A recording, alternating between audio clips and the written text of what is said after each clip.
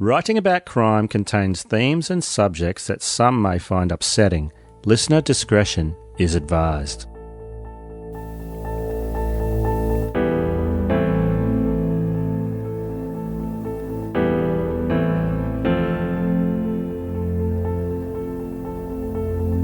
I'm Bonnie Lee, and this is Writing About Crime. In 1978, Lori Douglas received her Bachelor of Arts degree at the University of Winnipeg, and she went on to complete her law degree at the University of Manitoba. And finally, in 1983, she was called to the Manitoba Bar. She becomes a professor at the University of Manitoba Law School and works with students instructing classes on the bar admissions course, among other courses. And later, Lori becomes a partner at the firm Thompson, Dorfman, Sweatman, and specializes in family law, where she meets her soon-to-be husband, Jack King. Lori was in her 40s when she married the handsome lawyer who came to Canada in 1979. He had received a law degree from the London University and was called to the Bar of England and Wales before repeating the exam in Manitoba. And in 1986, he became the vice chairman of the Manitoba Bar Association's family law subsection, and then became chairman in 1987. And that same year, he became the first president of Family Mediation Manitoba and continued to provide lectures and seminars at the university and the Law Society of Manitoba, as well as other conferences. By 1990, he joined the same firm as Lori Douglas, and then they're married. They have a son, and Lori continues to be successful in her practice and is a partner in the firm. Jack is busy and involved in the community, becoming the president of Tennis Manitoba in the early 1990s. Things are going well for the successful couple. But around the fall of 2002, Jack King is beginning to experience serious depression, and Lori notices that he's becoming difficult and sometimes acts very odd. He begins asking her to pose in risky photos, which she obliges, thinking he's having some version of a crisis and is trying to spice things up. He takes around 100 to 150 nude photos of his wife and fellow lawyer. And in the photos, she's wearing bondage gear and performing some sex acts. He keeps the Polaroid photos, but Lori doesn't review them or really know what he is doing with them. It's more of his thing that he's working through, and she feels it will pass as things transition through time.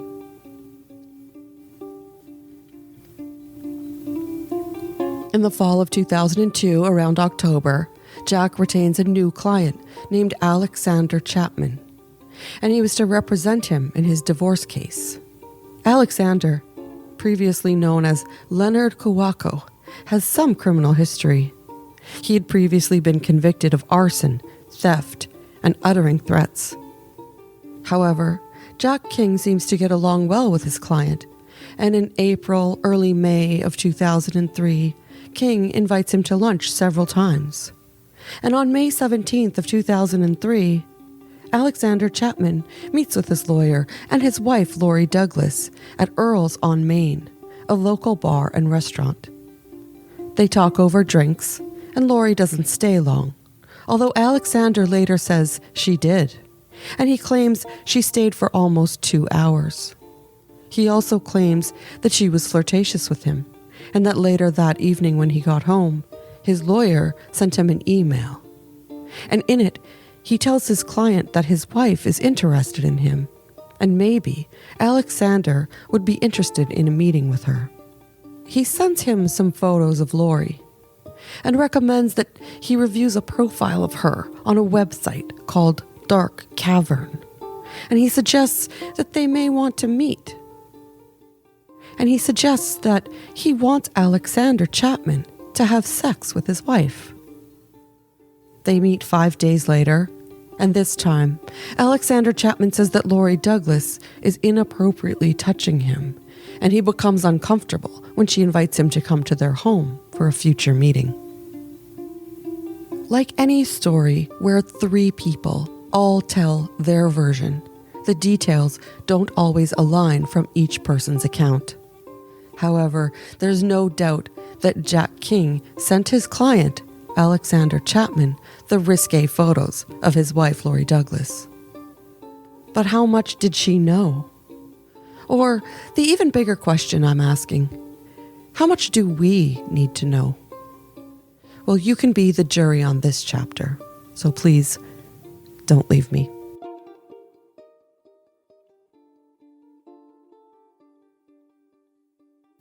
On June 3rd of 2003, Alexander Chapman contacts a legal representative and sends him copies of all of the photos, emails, and documents relating to his complaint, and he's asking for his services. And by June 6th, the law firm that Lori and Jack are partners at are notified of the complaint. And to Lori's horror, all of Alexander's evidence is included in the complaint.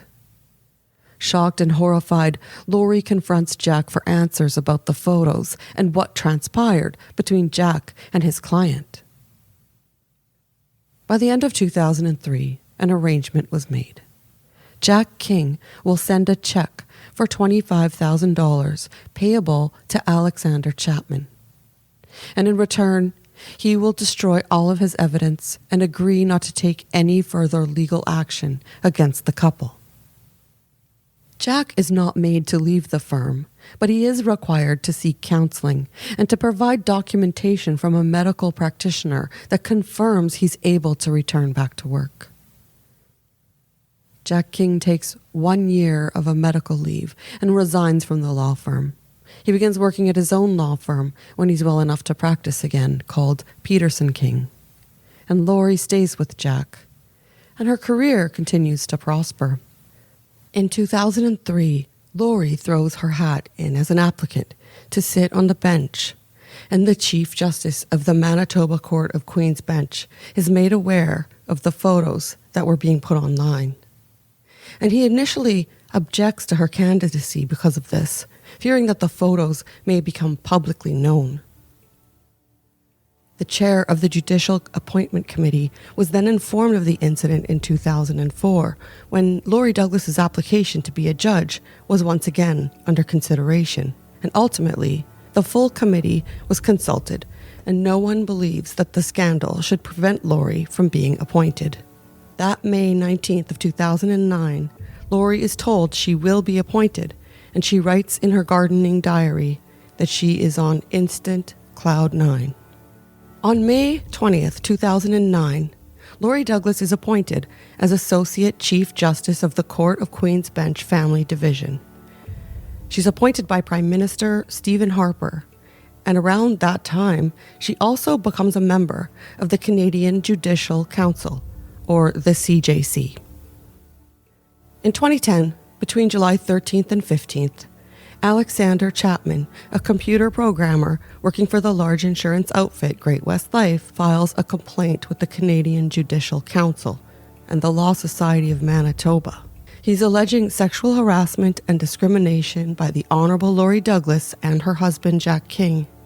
He includes their previous law firm in the complaint. Then he continues on to notify the national public broadcaster, the CBC, with copies of the emails and photos related to his complaint.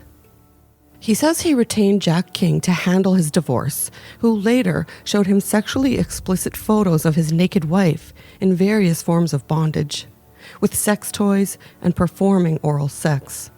He claims he was then directed by Jack to a website where white women search for black partners. Newspapers and other media run with the story when Alexander Chapman goes public with his accusations. And Judge Lori Douglas is regularly seen on the cover of newspapers, smiling in her judicial robe with lurid comments for headlines. The CBC presents the saucy story under the guise of public interest, and the public devours it. The international media companies run the story, and her private life becomes world news. In the meantime, Alexander Chapman tries to have his $25,000 returned to Jack King, but it's promptly sent back. On September 21st of 2010, Alexander Chapman files his personal lawsuit against Jack King and Lori Douglas, and he includes the law firm that employed them. He is seeking $67 million in damages, and he discloses in his claim that Lori Douglas and Jack King sexually lured him while he was vulnerable and trying to obtain a divorce. He tells the Winnipeg Free Press that he carried a heavy burden for the past 7 years, and he's asking for a $10 million settlement to resettle the case again. He says Jack King groomed and harassed him to have sex with his wife, who was a lawyer at the same law firm. He expresses anger at being presented as an extortionist and appears in the periodical with tears streaming down his face. Alexander makes grandiose claims that he felt Jack King was torturing him mentally and that he was left in a state of confusion and he felt that they were ganging up on him. He's so indignant that he says even under hypnosis, his body could never fulfill the requests that they were pressuring him to perform, although he does agree that Lori had never directly addressed him about the sexual suggestions, but that he was disgusted by the graphic photos that Jack King sent him. He said Jack was showing him the photos to encourage him to sleep with his wife. In awkward wording, he tells the media about one meeting with Jack and Lori, where Lori talks with him about his legal troubles and reveals details about her personal life, such as a prospective horse that she was considering purchasing. Alexander defends his behavior of accepting the settlement, saying that he was desperate when he accepted the $25,000 payment and agreed that he would destroy the images that he was in possession of, and then not discuss the incidents publicly. He comments that he had recently been involved in a civil matter with the courts, and he suspected that Lori influenced the hearing because his case was not successful. He makes the broad claim that he will never see justice in the province because Lori is friends with every judge. Later that same day, September 1st of 2010, Lori Douglas steps aside from her position on the bench in light of the public scrutiny. She still claims she had no previous knowledge of the events going on until she compelled her husband to explain in 2003. As far as this being a big bomb in the legal community, it was less than earth-shattering. Alan Feinblatt, the chief executive officer of the Law Society Manitoba, spoke to reporter Mike McIntyre, telling him that the governing body has been aware of the scandal since 2003, saying the legal community in the province is tight-knit, and people were aware of the allegations and the settlement. He says they may not have known all of the details about the financial settlement, but they knew basic elements of the claim. He also tells McIntyre that Lori disclosed the details of her husband's conflict with Alexander Chapman to a committee that was vetting her nomination for the Queen's Bench. He said he didn't know how detailed that would have been because he was unclear how much even she knew about the details of the situation at the time. The Law Society of Manitoba decides to investigate the complaint as it relates to Jack King, and a ruling on his conduct is expected within a month. In concert on September 2nd, 2010, Joanna Laporte, the Director of Communications for the Canadian Judicial Council, says the complaint being reviewed by a senior member of the committee is being considered, and it's worth evaluating to the committee for a hearing. It would be one of only 4 times in 40 years, with only one successful this far in removing a judge from office. That fall, Lori takes a week medical leave, expecting she will return to the bench and resume her seat. September 23rd of 2010, Alexander Chapman drops his $7 million lawsuit against Lori and a $50 million suit against the law firm. He's told it lacks adequate evidence. Lori Davis's lawyer tells the media, "We all recognized that the lawsuit was ill-founded." Now it appears Alexander may not only be denied any payout for his legal pursuits, but he may also find himself in considerable trouble for making the claims on a countersuit that Jack King enacted after he broke the terms of the previous arrangement.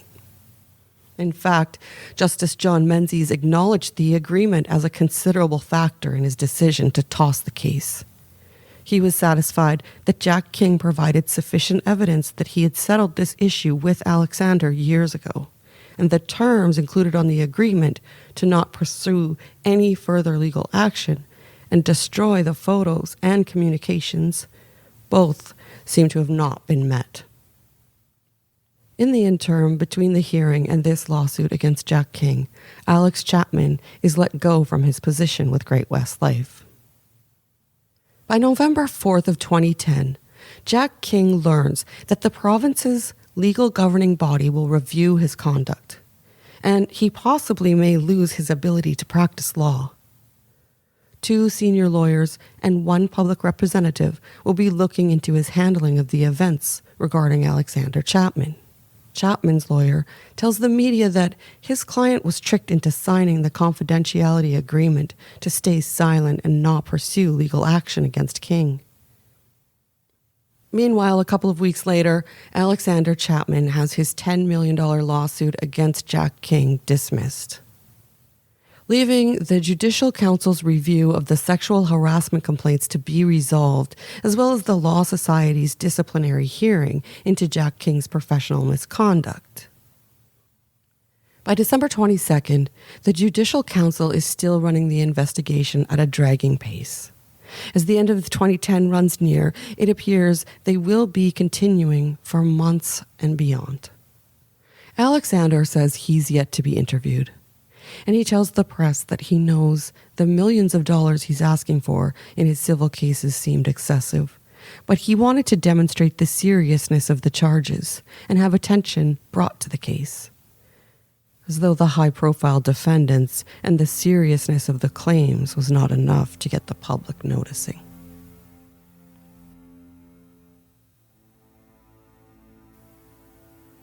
Chapman says he was feeling some satisfaction in hearing that the Law Society was investigating Jack King for 3 counts of misconduct.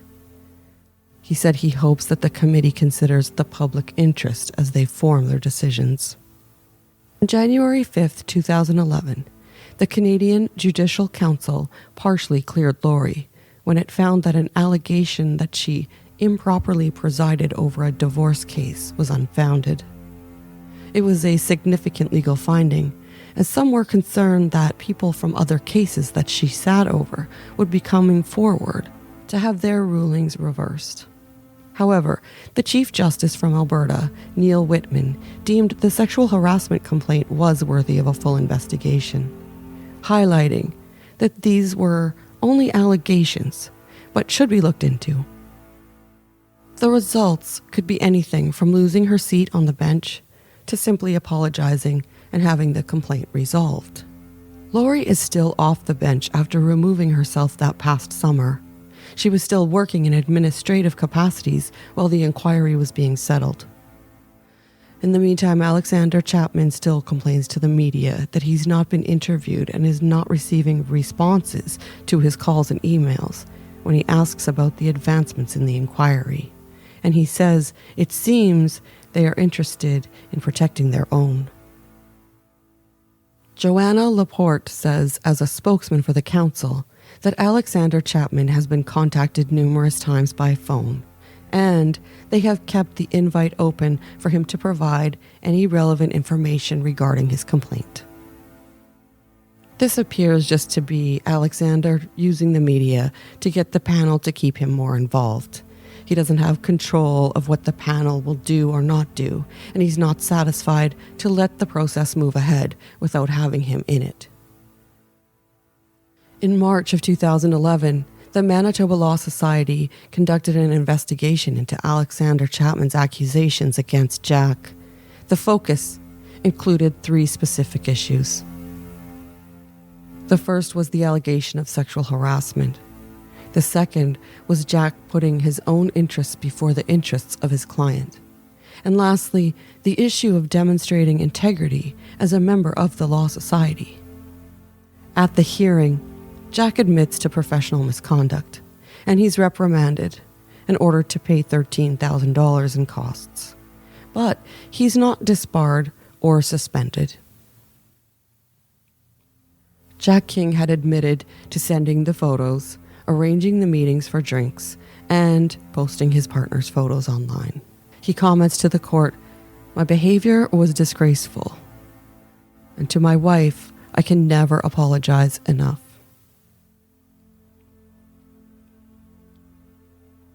He told of having a mental breakdown during that period of his life, and he was in a deep depression.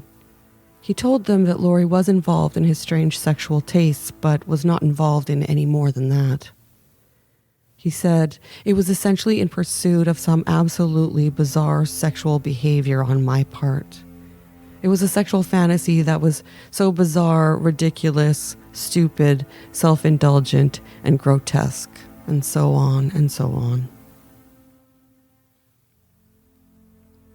At this point, Jack is 65 years old, and he's diagnosed with clinical depression, and he's put on medications. He doesn't return to work for over a year.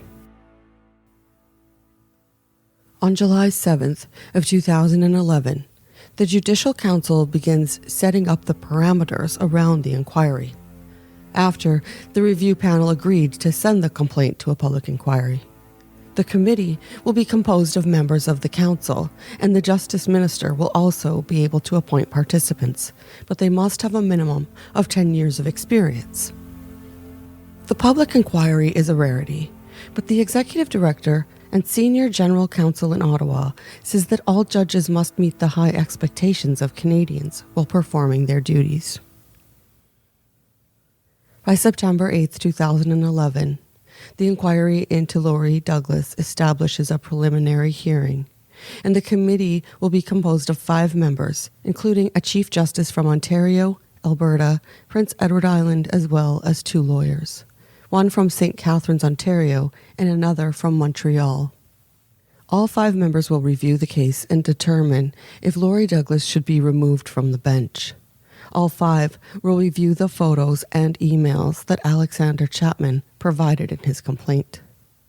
Lori Douglas's lawyer expresses concern over local media attention and says, taking special consideration for her son, she's asking the inquiry to take place in another city. But the Alberta Chief Justice argues that the concern over media attention is not enough to justify relocating the hearing. She argues that the inquiry is in the public interest and rightfully should be held in the same city where it belongs. In May of 2012, the Canadian Judicial Council concludes that there is no basis to proceed on the allegations of sexual harassment.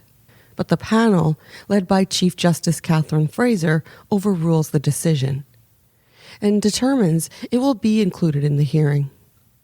Catherine is less forgiving than her peers in the Manitoba legal community, I suppose. Or she just doesn't approve of Lori's private sexual life so much that she'll publicly shame her over it. I'm not sure. Other senior members of the Manitoba Court of Queen's Bench felt that this private conduct didn't reflect negatively on her ability to perform as a judge. By May 12th, the Independent Counsel presents the Inquiry Committee a notice of allegations. This informs the judge of the investigation and what conduct and allegations are being made. The notice of allegations did not include the Chapman complaint, but the Inquiry Committee then directed the Independent Counsel to include the Chapman complaint in the notice of allegation, although he would have limited standings. So, Alexander Chapman was granted rights for limited participation and funding to acquire legal representation. Both the Independent Counsel and lawyers for Lori Douglas were opposed to Chapman getting any kind of standing, but the Inquiry Committee said in no way its decision was meant to undermine the role. The allegations were presented as Alexander Chapman alleged he was the target of a sexual conspiracy by Lori Douglas and her husband, Jack King. Chapman told the inquiry that King pointed him to Dark Cavern, a website where white women look for black men as sex partners. And he mentioned a username that was connected to nude photos. Jack King admitted to giving the nude photos of Lori Douglas to Chapman in an attempt to persuade him to have sex with her. But whether Lori Douglas knew what her husband was up to, and should she have disclosed the story when she applied for the bench, are central issues in the inquiry, which will decide whether Douglas remains on the bench. They describe that Lori Douglas did not inform the courts of the existing photos and misled the appointees by representing that she had no knowledge of why she wouldn't be a suitable candidate to sit on the Queen's bench. Alexander Chapman is allowed to make a statement, and he tells of being diagnosed with a chronic stress disorder and says he cannot take on the legal fees required to be represented during the inquiry. Telling the panel that Jack King has taken everything from him, he can't work and has nothing left, saying, "All I wanted was a divorce." Chapman declines to tell the committee about the money that he received from selling his portion of ownership in a jazz club that totaled over $130,000. And he's approved funding for free legal services in aid of submitting his complaint and to help him have a say during the hearings. That June, a statement responding to the allegations by the Canadian Judicial Council was filed, and the statement contains several names of people who were aware of the photos. And notable is the Chief Justice of Manitoba Court of Queen's Bench. He expressed concern that if Lori was granted a position, she could be exposed to blackmail or be targeted in some way, but he relented after consideration. Lori Davis states she's the victim of wrongdoing by her husband and Alex Chapman, which she calls acts of unimaginable betrayal in pursuit of a mad and undisclosed fantasy and soliciting Alexander Chapman to have sex with her. She accuses Alexander of trying to pit her husband's aberrant behavior as a way of extorting him. She denies any meetings with Chapman were driven by some sexual purpose. The statement concludes that Lori Douglas did not believe she was responsible or accountable for the wrongdoing of a family member who had victimized her. The disclosure required in her application for the bench never required her to disclose private and lawful sexual activity. Lori also takes exception to the concern about the photos being publicly available. It's Alexander Chapman's wrongdoing that makes the photos available, and she should not be held accountable by the panel for that. On June 26th of 2012, in his opening remarks, the independent counsel for the CJC inquiry said that the hearing will not be a witch hunt or a whitewash, and it will be scrupulously fair. He said the inquiry would be going into parts of Lori's private life that are unprecedented, but that it was necessary considering the gravity of the accusations. He said the facts bring into question if she could indeed remain sitting on the bench. He tells the panel this will come down to a form of credibility contest. By July 6th, it's announced that the CJC will hold a public inquiry into the sex scandal. Through her lawyer, Lori tells the media that she never hid the details of the events from the panel as she was being considered as appointment for the Court of Queen's Bench. She advised that it was an open secret. She also says that the matter at that time was fully settled and the evidence was ordered destroyed. She had no reason to believe that there would be any issue in regards to her public perception as a judge in the community. It was also clear that the senior members of the bench didn't think that her participation in the sex photos was a reason to exclude her from judicial appointment. Opinions vary. On June 16th, Kim Sigurdsson, a commenter in the Winnipeg Free Press, responded to an article where Lori Douglas broke her silence about the case. She said she felt sorry for Lori earlier, thinking she just had a skeleton in her closet, even empathizing, God knows we all have them. But she said now that she's learned that other lawyers, judges, and even the Manitoba Law Society all handled the information discreetly, she now wants her found incompetent and calls for the Law Society to be held accountable. She scolds, "The fact remains that the naked photos of her were on the internet for all to see, so her integrity as a judge has been compromised. And she should have done the right thing and resigned back in 2010. Jack King, meanwhile, had filed for reimbursement of the funds that he provided to Alexander Chapman in their original settlement. The night before the hearing, his lawyer, Bill Gange, gets a phone call warning him that if the suit is not dropped, Lori Douglas's photos will be released onto the internet. Jack King's lawyer refuses. June 22nd, 2 years after Alexander Chapman's decision to renege on his agreement with Jack King backfires, and he's ordered to return the payment of $25,000. As an extra kick, he is required to cover the legal fees that Jack King incurred as a result of his backstep. Chapman didn't appear at the hearing and instructed his lawyer not to appear either. Lori Douglas's photos appeared online again that evening. In July, there were issues with the committee's request that some witnesses be cross-examined.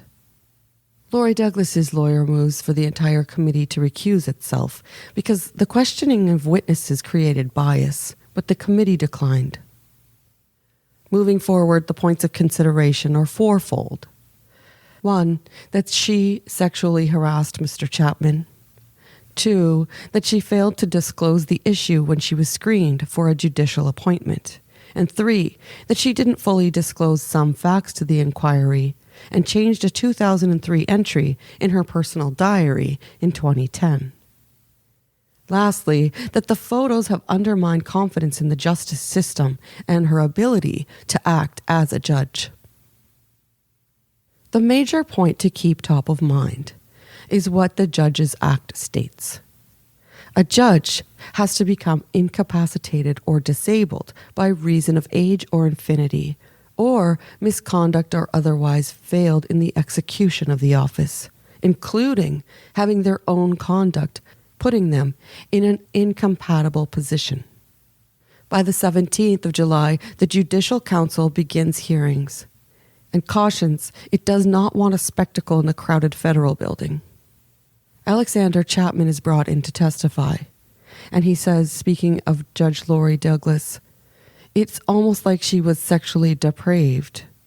As he describes how Jack King tried to lure him into having sex with his wife, he says his impression is that they were into having crazy sex, but Jack wanted to expand their experience. He said it was unlikely that Lori was not aware of Jack King's dealings, because being an intelligent lawyer, she couldn't be that naive. He admitted to his history of filing multiple civil lawsuits and to his own criminal past, but claimed it had no bearing on his honesty, even offering to be hypnotized, taking a polygraph, or having his personal diaries examined by the FBI.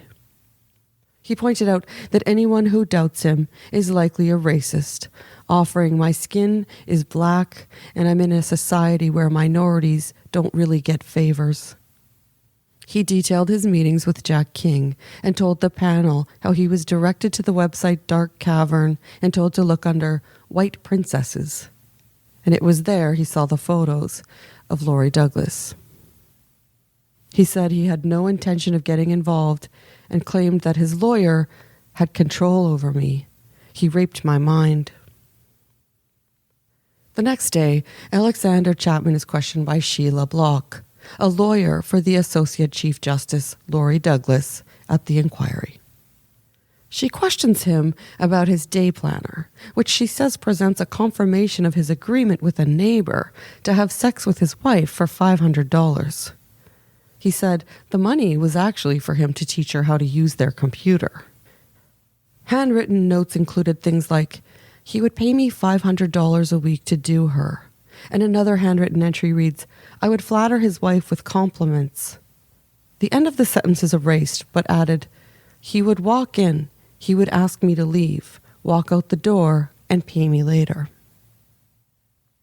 Sheila Block pulled out other examples from Chapman's day planner about his neighbor, saying that Chapman wrote, "He went over to Dennis's house to fix a computer. Dennis leaves and lets me flirt with his wife." "That's a lie," Chapman mutters. "This man is 80 years old." Sheila responds curtly, "It's your diary."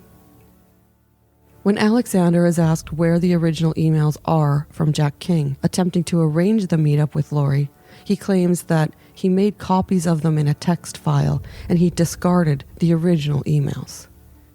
This is suspicious because he could alter the copies and present them as any way that he chooses. And when he's questioned about his second meeting with Jack King, where he apparently met Lori, Sheila Block questioned why there were no entries in his day planner for that meeting.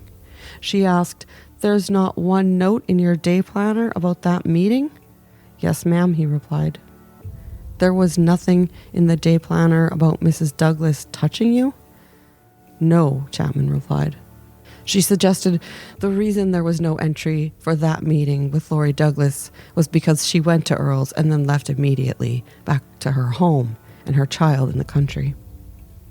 Alexander Chapman's credibility was to be defined, and things didn't go in his favor. At the end of the day, his assertions were not in sync with Lori's accounts of events, so reputation is a big part of determining who's being honest. Some red flags included he was presented with his termination form from his employment at Great West Life, and it referenced that he was let go in part because he falsified his credentials. He also claimed to never have sent the emails to his previous employer about his job status, even though there was evidence on his personal computer that he had. He claimed other people in his home may have created the emails, but he couldn't provide a suggestion of any names or evidence supporting that this was the case.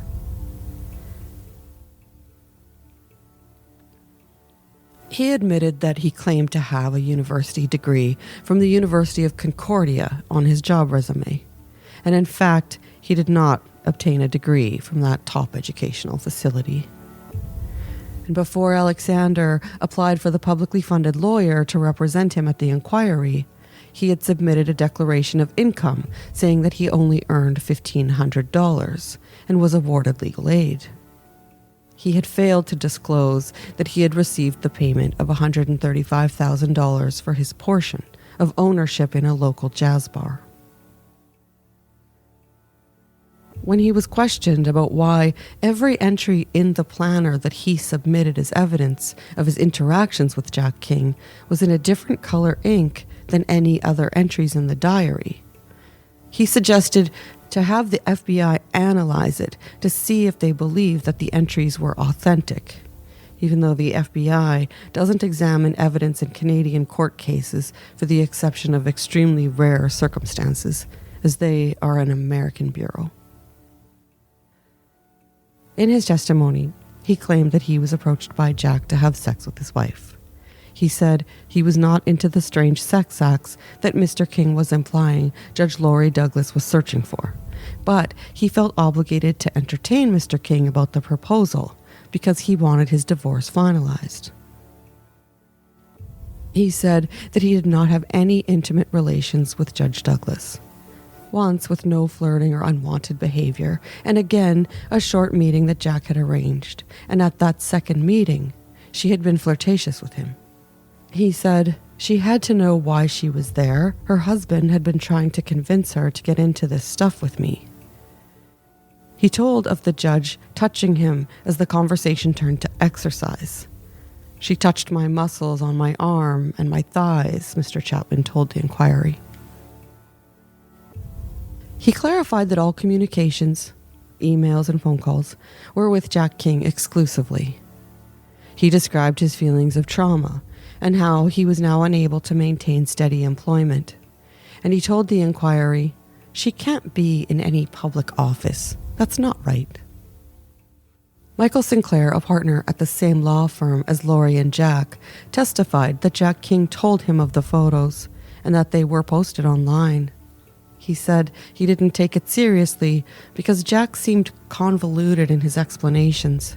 He tells the panel that he was certain that Lori Douglas didn't know that Jack had posted the photos because she appeared shocked when he brought it up with her.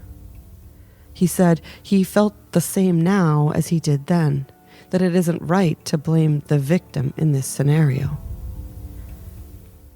He told the panel that the firm was supportive of her, and there was never any suggestion that she leave her position there. He also told the panel that he had made a comment to Lori about leaving Jack King, but she said she wouldn't resolve the marriage because she was concerned about Jack. Rocco Galati, Chapman's lawyer, came back at him, saying that the review the firm took was very anemic, and that they accepted the claim that Lori Douglas didn't know about the photos without any challenge. And too easily, they seemed to conclude that she was not involved in sexually harassing Alexander Chapman, saying, "You took her word that she was the victim." By the end of June, Sheila Block, Lori's lawyer, speaks to the panel. She argues that Lori Douglas shouldn't be held to scrutiny and re-victimized, saying, "A wife is not responsible for and is not to be tarred with the brush of her husband's misdeeds," calling the suggestion of removing her from the bench patriarchal. She presents the confirmation that Lori Douglas never discussed any sexual contact with Alexander Chapman, and she didn't ask her husband for a liaison meeting between them. She had no knowledge of her partner posting the images, and finally, she did not flirt with Alexander Chapman. In fact, when she saw him present when meeting with her husband, she left almost immediately. Lawyer Ian Histed, who has been counsel for Alexander Chapman in different civil legal proceedings, was called as a witness. He said he was hired in 2003 to take Jack King to court for harassment, and shortly after garnered a settlement for $25,000. In 2010, his client was unsatisfied with a settlement regarding a malicious prosecution case that he filed against the Winnipeg Police Service. That was when he began discussing revisiting the settlement against Jack King. Ian Histed testified that Alexander was very discouraged about the administration of justice in Manitoba. Chapman said the case was heard by a judge who he believed was a friend of Lori Douglas's, so he decided to file lawsuits against Lori and others, while also filing a complaint with the Canadian Judicial Council. Chapman was made more upset when the lawsuits were all dismissed or dropped. It was then that Chapman began discussing going public. He was going to spill the beans, as it were, Mr. Histon said. I obviously discouraged him from doing that. He testified that he tried to help Alexander Chapman understand that his previously agreed settlement included a confidentiality clause, and it was an agreement that settled the harassment suit. He told the panel, he told Alexander, it isn't going to go anywhere. Alexander's claim was that he was still suffering, and he wanted to dissemble that agreement. The attorney told the panel that he encouraged Alexander to destroy all of the emails and all of the photos, saying, I knew if he were to retain copies of it, something like this would happen. Jack King testifies in front of the panel, and he repeats that there was no reason for Lori Douglas to know about his exchanges with Alexander Chapman, and that she didn't have any knowledge of him posting any of the photos online. He appeared pained as he described that he kept the Polaroids in his sock drawer, but she never questioned him about them, so he assumed she didn't even know they were there. He told of how he would sometimes take the photos in summer when it was warm, and at times where one could be seen outside naked. Likely, many times she didn't even know that the photos were being taken. He confirmed that he was still suffering from a deep depression, and he harassed his former client to indulge his fantasies, and that he settled with Alexander to prevent things from going further, and he was remorseful about the whole thing. Later, Justice Martin Friedman, the senior judge that vetted Lori for her position on the bench, testified that he had been aware of the situation, but by all accounts, Lori was an excellent candidate. He said the committee had lawyer Margaret Rose Jameson verify the rumors with Lori, and that she told them that the photos had existed, but stressed that they'd been destroyed and a settlement had been reached between her husband and his former client. He testified that in a letter submitted to Justice Minister Irwin Cotler, there was a flag about the situation because they didn't want him to be blindsided. He wanted him to know what they knew. Jameson had made notes of the meeting and provided him copies because it was not common for her to contact a candidate directly. His recollection was firm, although other members of the committee filed witness statements previously, saying they didn't recall a committee discussing the photos or agreeing to follow up. Sheila Block, Lori's lawyer, suggests the inquiry should fold because the proceeding had become, in her words, poisoned. She felt the aggressive questioning by lawyer George McIntosh of Jack King revealed bias. But Chief Justice Catherine Fraser said it was necessary for an advocacy style because of the inconsistencies within Jack's testimony. She said the inquiry would continue as our minds remain open to persuasion. The independent lawyer threatens to resign from the panel as he's concerned as well. He's saying, at the minimum, the way the hearings are being conducted has to stop. He argues that witnesses are there to give information to the panel, but they could be intimidated to speak up to McIntosh or question his harsh style, because he poses questions on behalf of the panel. Several accusations of unfair examination of some witnesses begin to plague the inquiry. The 5-member committee that runs the inquiry has suffered from having such an aggressive lawyer cross-examine people there to give their accounts to the panel, particularly those that are seemingly sympathetic to Lori Douglas. It becomes too much. The lawyer leading the counsel resigns because of the disquiet, halting the hearings and putting the inquiry into limbo. So the search for a new counsel to represent the committee begins. The following September, it's announced that Suzanne Cote, the head of litigation in a Montreal law firm, is appointed as the new independent counsel for the inquiry. On December 5th, the Manitoba Court of Appeal rules that Alexander Chapman breached the confidentiality agreement that he signed in 2003. The court denies Alexander Chapman the attempt to raise any new issues, pointing out that he failed to even attend the original hearing. The appeal judge observed Alexander Chapman was attempting to use the appeal court as a tool for arguing his own case against Jack King, which was thrown out in 2010. Alexander Chapman must repay the $25,000 and the legal expenses incurred by Jack King for the case. The following spring, an application is filed in federal court to have the judicial review against Lori Douglas ended. But by June, Suzanne Cote, the new independent counsel for the panel, suggests to the Winnipeg Free Press's Bruce Owen that she is prepared to subpoena witnesses again, including Jack King and Alexander Chapman, stating, "I'm the new independent counsel, and I think in my role I have to start fresh." She says it's important that she sees the people testify and not just read testimony of their transcripts. The inquiry has a cost of over $4 million at this point. But Cote says that the weight involving a decision from the federal court is what's tying up the inquiry, and that's costing even more money. But for her to recall all of the witnesses as an additional cost, she says, I think is not major. That July, the hearing is put on hold, possibly indefinitely by the federal courts. The federal court judge said for the hearings to continue would compound irreparable harm to Lori's career and reputation. It's a victory for Lori Douglas, who disagreed with the panel allowing such clearly biased cross-examination of her husband and the fact that her lawyer was not allowed to cross-examine her accuser, Alexander Chapman. On August 20th of 2013, Chief Justice Glenn Joyal of the Manitoba Court of Queen's Bench has filed a complaint with the Canadian Judicial Council over expense claims that Lori Douglas filed, even though her expenses had been pre-approved. His complaint outlines that $6,400 in expenses submitted after he relieved her of her duties is awaiting the outcome of her hearing. The expenses were for medically prescribed therapy and some airfare to pay for her to see counsel in regards to the hearings.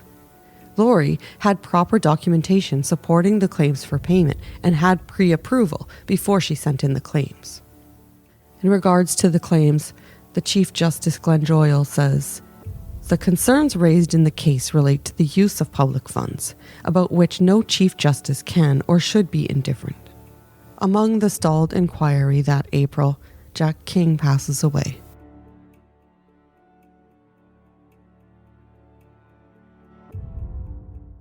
In November of 2014, the Canadian Judicial Council agrees to call off its ongoing inquiry into the Manitoba Court of Queen's Bench Justice. The cost of the inquiry, both hearings and the appeals, ends up costing well over $4 million. While lawyers debate over the right for the federal courts to even review the panel that's looking into Lori's case, the entire committee reviewing the case resigns. The allegations submitted to the Canadian Judicial Council are scrapped, and Lori Douglas and the panel agree to call off the proceedings. She concedes to retire in May, when she will then earn an annual pension of $130,000 per year, and the council agrees there will be no further proceedings. There is no final judgment on the controversy. Although many agree that Justice Lori Douglas was victimized by her husband and then by Alexander Chapman, only to finally be victimized again by the process of the inquiry. There are some firm believers that think it was important to have moved through the process, and here is why. They say it was important for the community to see that judges don't protect each other from the public judging them, that there are checks and balances in place to ensure that they can judge each other. Really, in practical observation, the only real lesson is that the process of reviewing a fellow justice's behavior or credibility is deeply flawed. It took over 4 years to run through the process and with no real conclusion, while in the meantime, a respected judge has her career and personal life in chaos with no resolution. The community may have forgotten the salacious claims of Alexander Chapman long ago, but this process ensured that no one could forget, as there was a long-term focus on the case being repeated in the media for years. The pictures may not have been available online for almost a decade, but the images are burned in our memories forever now. Being victimized by Alexander Chapman's egregious acts in order to secure money where he saw an opportunity, and participating in lawful activity with her partner, made many people observing the inquiry uncomfortable. Not many believe that Alexander Chapman is a credible civilian who was humiliated and terrorized by being solicited by the lawyer to sleep with his wife, and certainly didn't suffer trauma from the situation. Even though it was addressed and he agreed to a settlement, he saw promise in going back to the well. But what about Lori's trauma? Lori Douglas stayed silent over most of the proceedings, only making a statement once through her lawyer, stressing that she did not know the photos were kept by her husband and that she had no knowledge of him sharing them online. She also was clear that she answered the questions during her vetting period honestly, and before her appointment as a Court of Queen's Bench Justice, she had received a call from Margaret Rose Jameson, where she had answered all of her questions regarding the past incident and was told there were no concerns about appointing her. To her knowledge, the photos had been destroyed, and her husband had settled a non-disclosure agreement with Alexander Chapman. When the question was posed to her regarding any knowledge of why she wouldn't be a suitable candidate, she was certain everyone involved was fully aware of the resolved issue, and, as Margaret Rose Jameson had told her, it was not a concern. In an article in a magazine called Canadian Lawyer, she tells Glenn Kauth that she had never actually seen the photos that Jack published online. This strange behavior wasn't predictable. It was more something that had gradually built up. They had only married when she was in her 40s and had one son together. As the marriage progressed, Jack seemed to be struggling, and she said he was more difficult and behaving strangely, saying he was also super depressed. She felt he indulged in the photos to add excitement into the marriage, but it was for himself. It was his thing. When she learned of the photos and that they were posted online, she was furious. And when she asked him to explain how he could do that to her, he didn't have an explanation. In the early stages of Alexander approaching the media and revisiting the civil suits, she thought it would be more of an issue for her husband, Jack, and was not as quick to realize that she was going to suffer significant damage to her career and reputation. She tells of Jack being very remorseful and apologizing daily. She said she loved him very much and he was very remorseful. Their son was 4.5 years old, and she wasn't about to punish her child by leaving his father. Jack also had a daughter and a son from a previous marriage, and she didn't want to cause trouble there. So she forgave him, saying it was in her benefit to do so, and that she didn't want to be poisoned with anger. When asked about what it was like having the lawyer who initially served as independent counsel for the CJC proceedings and his staff seeing all of the photos, she replied, "It hurt like agony when I had to be interviewed by people who had looked at them." During the time that Jack King posted the photos online, life was very different. Social media was still in its infancy, and now this would be a completely different beast. It would be considered naive for Lori Douglas to ever believe that this story wouldn't be blasted on everyone's timeline everywhere. The CJC was just too far behind the development of online bullying and posting without people's permissions.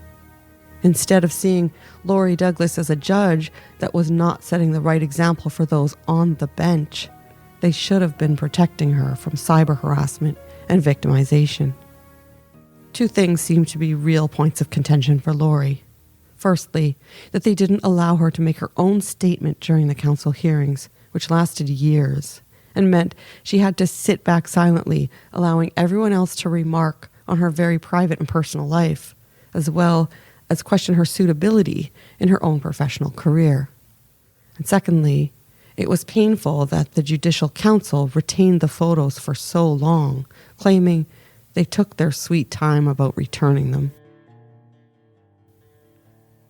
I'll leave you with the National Post's conservative columnist Barbara Kay's quote.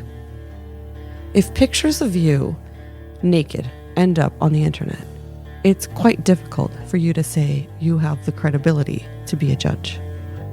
I think a woman who wants to be photographed in transgressive sexual mode is giving tact permission for her transgressions to be shared with others. And in old-fashioned parlance, she is guilty as sin.